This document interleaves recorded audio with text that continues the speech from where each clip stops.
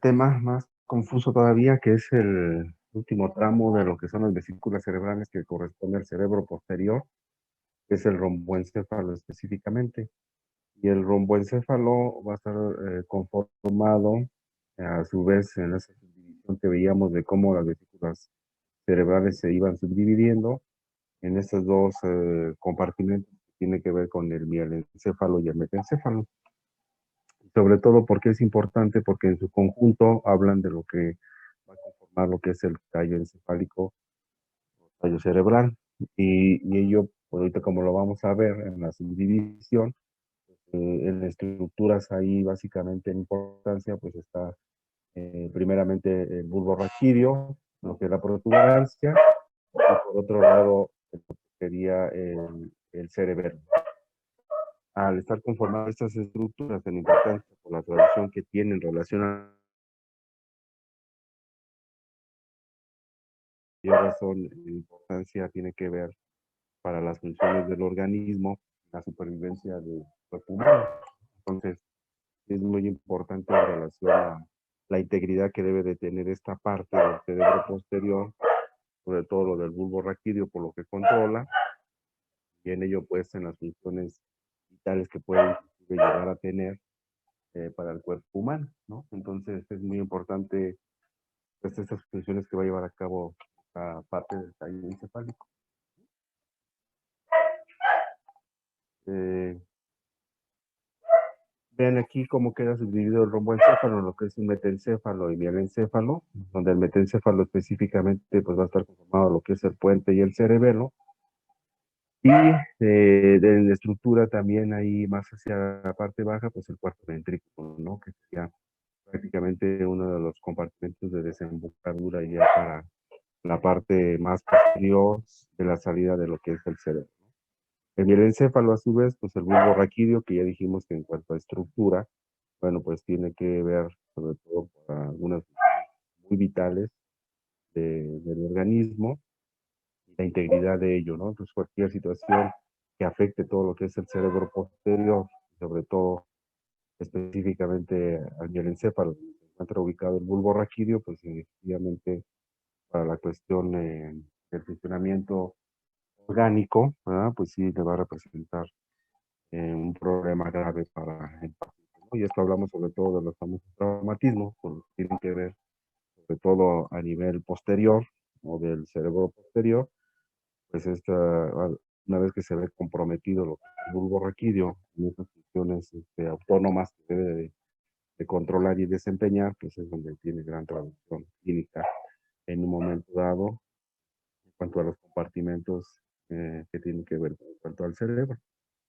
Y una vez que sale ya en cuestión de la terminación del sistema nervioso, bueno, pues lo va a representar por la médula espinal, ¿verdad? Para ir por todo su conducto de la columna vertebral, ¿verdad? Donde va a ir toda esta sustancia gris, sustancia blanca, ¿verdad? Representada por lo que es la médula en específico, y donde va a llevar el conducto ependimario como uno de los principales estructuras, ¿verdad? Que lleva a nivel central la médula espinal y donde derivan pues todas las raíces. Y bueno, el mielencéfalo, como comentábamos, de las paredes se origina lo que es el bulbo raquídeo como estructura principal, y del metencéfalo se originará lo que es el puente y la protuberancia y el cerebelo. Entonces habrá patologías muy en específico desde el punto de vista del sistema nervioso central que afectarán, no es que el cerebelo, el mismo puente o la protuberancia, que darán alguna sintomatología clínica muy específica, que dentro de la exploración neurológica te dará pauta por ciertos datos o signos que vas a ir a buscar dentro de la exploración neurológica, que esté afectada a esta zona de la parte del sistema nervioso central, sobre todo lo que tiene que ver con cerebelo, o bien sobre todo en pacientes que han sufrido alguna, más frecuentemente traumatismo, pues el bulbo raquídeo, como le comentábamos, es el mayor traducción clínica en la importancia, inclusive hasta para la supervivencia, ¿no? La cavidad de ambas vesículas darán lugar a lo que es el cuarto ventrículo de desembocadura, y pues es de ahí la importancia, pues, esta última parte de lo que serían las vesículas cerebrales y como ya salida hacia lo que representaría la médula espinal, todo lo que es el cerebro posterior entonces, pues representará también en importancia clínica para algunas patologías en específico del sistema nervioso central. Entonces vean cómo el romboencéfalo, dijimos, se dividiría en el encéfalo y mielencéfalo, el puente bulborraquídeo y lo que es el cerebelo, para las últimas estructuras que van a conformar lo que es el cerebro posterior, ¿no? El mielencéfalo ya en específico está situado en lo que es entre la cortadura póntica, que está referida más o menos a nivel del límite con el metencéfalo. Pues ustedes se acuerdan, el metencéfalo, la estructura no cambiaba, quedaba acá arriba, ¿verdad? Entonces, hacia la parte del metencéfalo, pues ahí está situado esta parte ya del mielencéfalo y da origen a lo que es el bulbo raquídeo como estructura importante, ¿verdad? Y parte de lo que es el cuarto ventrículo. Y como comentábamos, pues el bulbo raquídeo controla todo lo que son las funciones autónomas, como la digestión, la frecuencia cardíaca y la respiración. Entonces, por eso comentaba que ante cualquier traumatismo en un momento dado, que es lo más frecuente, ¿no? Y hoy en día, por ejemplo, que tenemos los primeros lugares, por ejemplo, de traumatismo, sobre todo en moto, y desde luego por los automovilísticos también, que representan otro rubro importante, pues todo aquel traumatismo que llegue a afectar a lo que es el cerebro posterior, pues al verse comprometido lo que es el bulbo raquídeo, inmediatamente estará comprometido entonces también la función autónoma del control de la frecuencia cardíaca y de la respiración. Si no respiras, no tienes frecuencia cardíaca, pues te mueres, ¿verdad? Entonces, de ahí entonces la importancia de que cualquier traumatismo a nivel del cerebro posterior, pues es uno de los problemas vitales, es que pueda afectar el bulbo raquídeo y deje entonces de tener estas funciones autónomas con un control directo de la frecuencia cardíaca y de la respiración de la persona. El bulbo raquídeo entonces se le describe como una porción caudal y una porción rostral para su estudio, donde la porción caudal es redondeado, los neuroblastos migran lo que es dorsalmente hacia lo que es la periferia y forman diferentes núcleos aislados de sustancia gris. Los núcleos gráciles y los núcleos cuneiformes, que son los básicos de esta sustancia gris, y forman varias terminaciones nerviosas que penetran hacia lo que es la médula espinal en esta porción caudal del bulbo raquídeo, ¿no? Pues vean como el bulbo raquídeo aquí está por debajo de la protuberancia, de este lado el cerebelo, y aquí el bulbo raquídeo, pues conformado por estos sistemas que estamos comentando. Y se forman estos núcleos que comentábamos, ¿verdad? Entonces, el núcleo gráciles y los uniformes también se van formando dentro de la sustancia gris a un lado del bulbo. De la porción rostral, el bulbo es ovalado y la cavidad interna es de manera romboidal. Las placas alares quedan entonces ubicadas por fuera y ligeramente dorsales a lo que son las placas basales. Por lo tanto, los neuroblastos dan origen a neuronas sensitivas y las placas basales van a dar origen a neuronas motoras. Entonces sí hay que tenerlo muy en cuenta, como a partir de los neuroblastos, pues darán origen a estas neuronas sensitivas, por lo que tiene que ver todo lo importante en cuanto a la situación nerviosa sensitiva, y las placas basales, por lo que tendrá que ver con todo lo que referente a la cuestión motora, ¿no? Y otra vez, si hubiese alguna alteración desde el punto de vista sensitivo, motor, dependiendo de la localización y el nivel que esté refiriendo el paciente, bueno, pues sí, ir dando cuenta quizás por la exploración neurológica y la sintomatología, pues, patología que esté afectando cualquiera de ellas. Las placas se continúan caudalmente con las de la médula espinal y arriba con el metencéfalo específicamente, ¿no? Entonces vean aquí cómo estas placas basales y alares se conforman hacia un lado, lo que es el cuarto ventrículo, y esos a su vez, posteriormente, como vamos a ver, pues van a ir dando diferentes núcleos, ¿no? Considerando entonces que las placas basales serán lo que serían los núcleos eferentes posteriormente, y estas placas alares que se encuentran más hacia la parte dorsal y hacia afuera, o laterales, pues serán los núcleos aferentes o viscerales generales, ¿no? O especiales. Entonces sí, diferenciar en un momento dado, sobre todo lo que tendría que ver con estos núcleos, tanto eferentes como aferentes, ¿verdad? Que, que llegan y salen para ir determinando en un momento dado, otra vez, alguna patología en cuestión motora o sensitiva, específicamente donde se pudieran encontrar la alteración, ¿no? Se encuentra un surco limitante, lo que es de lo que va a delimitar la localización de los núcleos eferentes somáticos, cuyas células se originan lo que es el par craneal o el hipoglosio, que inerva lo que es la lengua, y los núcleos eferentes viscerales especiales, que inervan o derivados a los arcos faringios mediante los pares craneales 9, 10 y 11, que es el glosofaringio, neumogástrico y el estómago. Entonces vean como los eferentes somáticos, sobre todo, va a dar origen al hipogloso, lo que son los eferentes viscerales especiales, a estos parcraneales como es el glosofaringio, el homogástrico y espinal.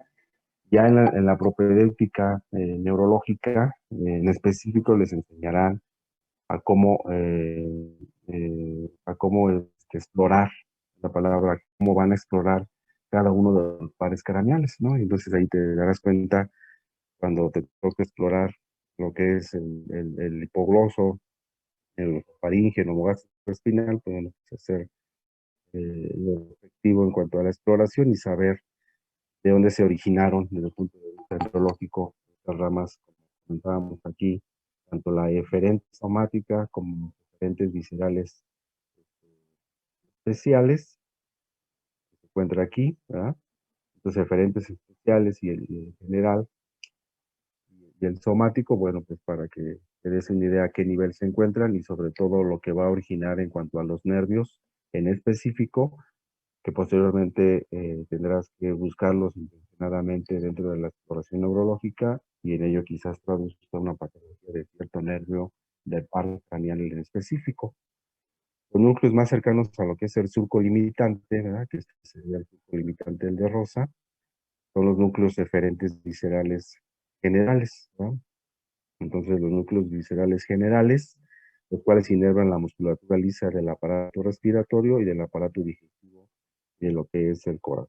Entonces, estos referentes viscerales generales, bueno, pues tendrán como encomienda específicamente esta inervación de la musculatura lisa respiratoria y del corazón. Por eso comentábamos la importancia, bueno, pues lo que tiene que ver con esa función autónoma en un momento dado de llevar el ritmo, sobre todo cardíaco, ¿verdad? Y de la respiración y cualquier afectación a este nivel de los núcleos eferentes, ¿verdad? Viscerales generales, bueno, pues estará afectado. Entonces, cualquiera de estos aparatos o sistemas en específico y que desde el punto de vista autónomo, si ya no es posible llevar un control, pues tiene gran repercusión para la vida, cuestión del ser humano, ¿no? Por eso, la traducción de la importancia del bulbo raquídeo. De la placa alar se van a originar lo que son los núcleos aferentes, viscerales generales, que reciben información del aparato digestivo, que es el corazón. Entonces, estos núcleos aferentes, los aferentes viscerales generales, bueno, pues darán en importancia de funcionamiento, pues, va a ser todo lo relacionado también con el aparato digestivo y del corazón. Y lateralmente se localizan los núcleos aferentes viscerales especiales, llegan a los impulsos gustativos como la lengua, el paladar, la orofaringe y la epiglotis. Entonces, toda la cuestión sensitiva que llega ahí a estos aparatos. Los más laterales, que son los núcleos aferentes somáticos, reciben información de los pares craneales, que es el quinto y el octavo trigésimo y el auditivo. Y hacia la zona marginal se originan lo que son las olivas vulvares, que son los núcleos olivares, cuya función se asocia con el cerebelo en importancia, sobre todo en la función del cerebelo, pues es en cuanto a la coordinación de movimientos. Y otra vez habrá ya una patología en específica que bajo esa coordinación de movimientos, marcha, etcétera, relacionar que tendrá alguna alteración quizás en estos núcleos, en específico zonas de los olivares, o bien ya en específico inclusive del cerebelo, del mayor trascendencia e importancia en cuanto a la coordinación de movimientos, y bueno, pues en ello la patología que se puede representar, ¿no? Entonces, cualquiera de estos tres en afección, ¿verdad? Sea somático, los aferentes viscerales especiales o la aferente visceral general, pues en traducción, por los nervios que afecta, pudiera llegar a afectar sobre lo que tiene, sobre todo lo que tiene que ver con el quinto y el octavo par craneal, o bien ya en específico el cerebelo con afección también de los núcleos olivares, bueno, pues darán el tipo de alteración que pudiera tener esa afectación del par craneal en específico.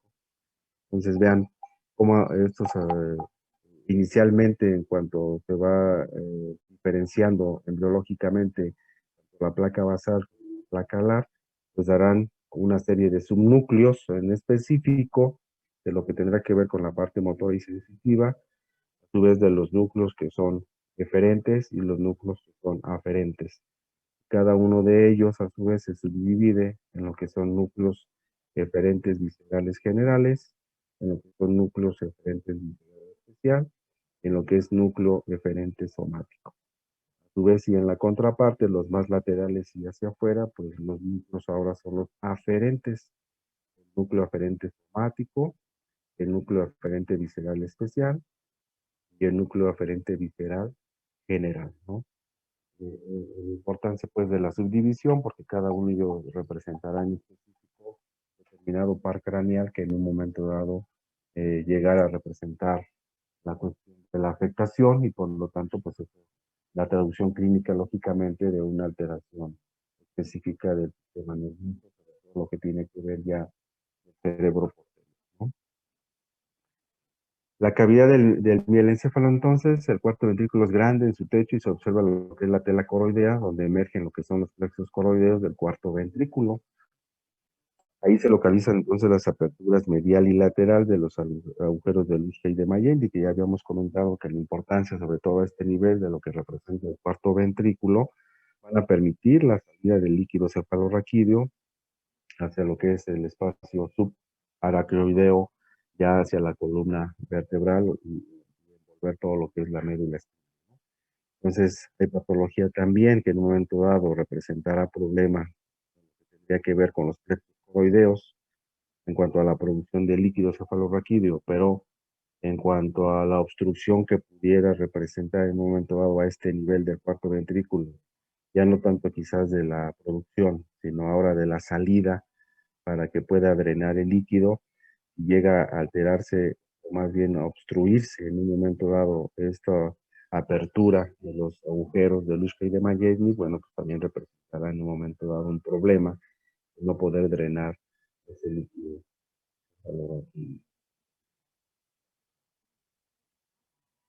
En el metencéfalo, en la otra parte que comentábamos de lo que va a representar el cerebro posterior, pues se origina en la porción más rostral del romboencéfalo y se describen dos partes importantes.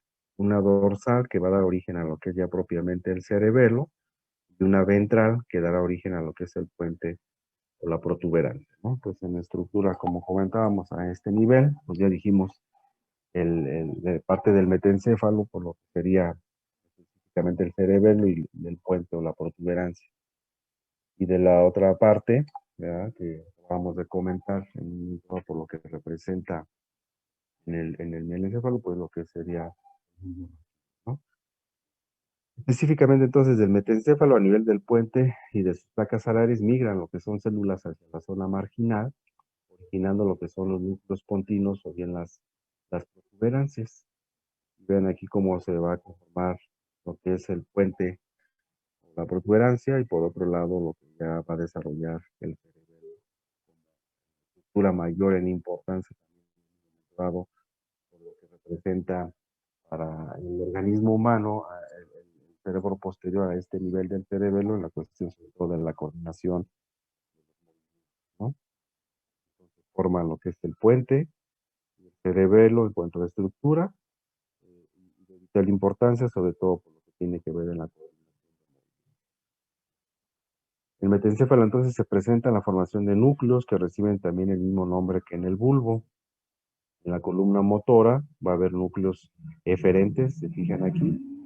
Motor es igual a eferente, somáticos, que van a originar lo que es el sexto par craneal. Los núcleos eferentes, viscerales, especiales, que van a originar los pares craneales 5 y 7, que es el trigémino y el facial, y los núcleos eferentes viscerales generales que inervan todo lo que tiene que ver con las glándulas submaxilares y los sublinguales, ¿no? En cuanto a la cuestión motora. En la columna sensitiva, por los núcleos aferentes viscerales generales, los núcleos aferentes viscerales especiales reciben los impulsos de lo que tiene que ver con todo el próximo par craneal, y los núcleos aferentes somáticos reciben impulsos de los pares craneales 5 y 8, ¿no? En cuanto a los estímulos. Entonces, todos los aferentes también reciben, los aferentes motor.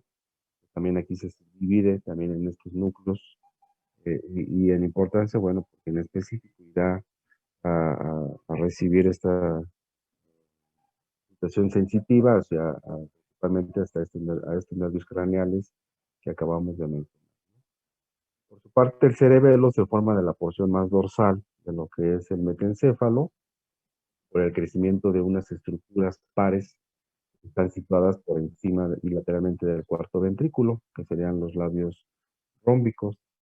Crecen de la línea media y que al fusionarse en el segundo mes originan la llamada placa cerebelosa para ir dando y conformando lo que sería ya el cerebelo como tal, ¿no?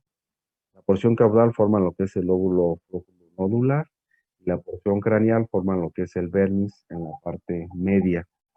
Las porciones laterales, lo que serían los hemisferios cerebelosos, para que su formación ya en su conjunto, ¿verdad?, formen lo que es ya todo lo que es el cerebelo, ¿no? Entonces vemos aquí el vermis, los hemisferios cerebelosos, finalmente, el lóbulo floconodular, y finalmente aquí ya queda conformado todo lo que es el cerebelo como tal, en cuanto a esta estructura del cerebro.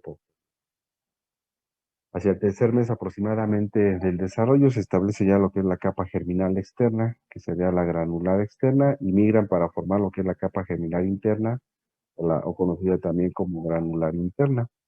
Y hacia el cuarto mes aparecen ya células de Purkinje, que son las células estriadas, células de la cesta, aproximadamente en la conformación ya celular final que va a tener esta porción del sistema nervioso a nivel del cerebro posterior. En cuanto a los plexos coroideos, que dijimos que sobre todo se delimita a nivel del techo ependimal del cuarto ventrículo, está recubierto por lo que es la pía madre. Y la pía madre y lo que es el techo ependimal forman lo que es la tela coroidea, la cual se imagina hacia lo que es el interior del cuarto ventrículo, donde se diferencia en lo que es el plexo coroideo, ¿no? Entonces aquí, en importancia, pues ya la derivación que va a tener a nivel del cuarto ventrículo en cuanto a la producción de líquido a través de los plexos coroideos, ¿verdad?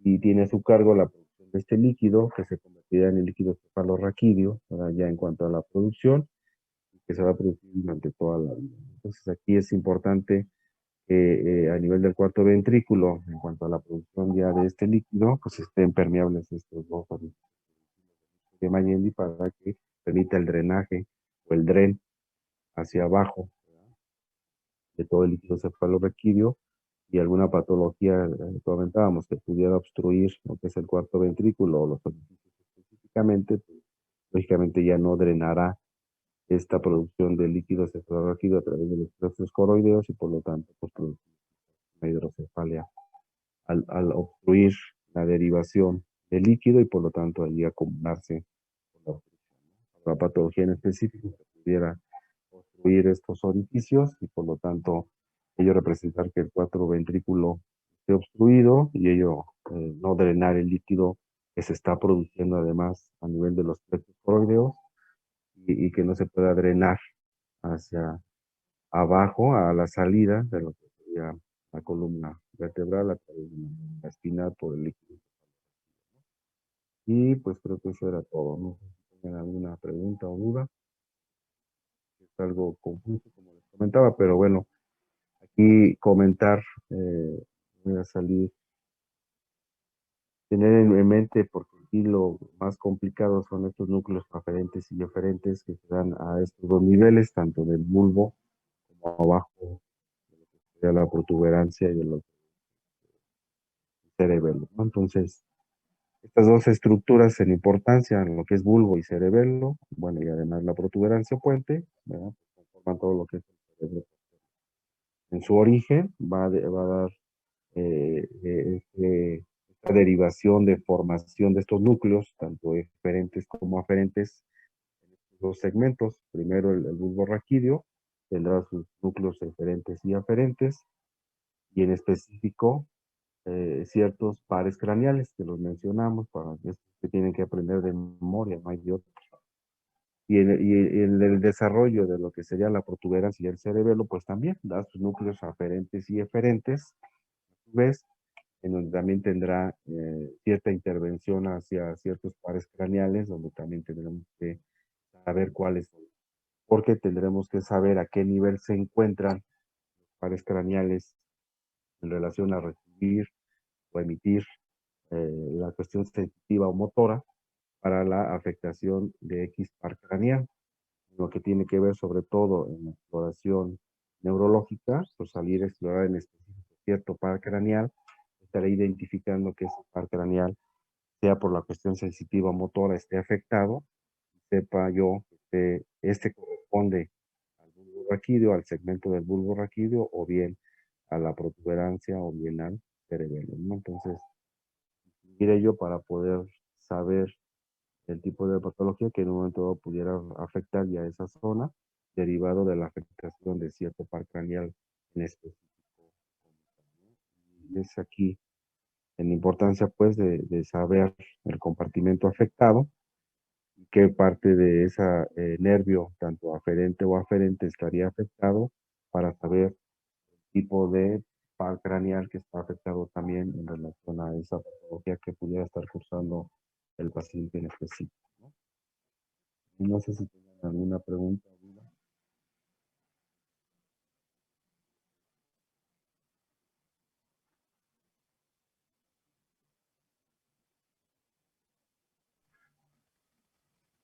Creo que no.